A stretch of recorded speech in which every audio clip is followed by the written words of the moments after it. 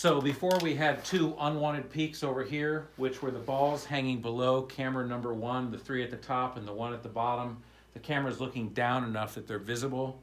You could tilt the camera slightly higher, but you can also just put a piece of electrical tape at the bottom to ensure that those are covered. The second issue that we have is this peak is not as bold as we would like to have.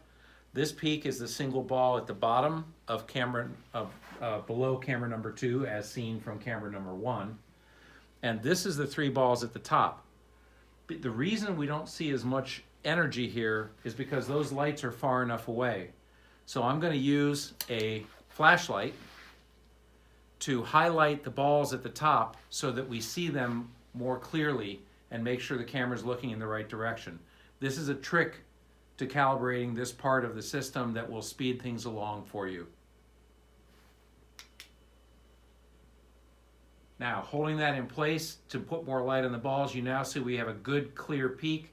We know that the camera's looking in the right direction and the peak is adequate. If we click Stop Scan, it'll save that peak and we can move on to the next camera.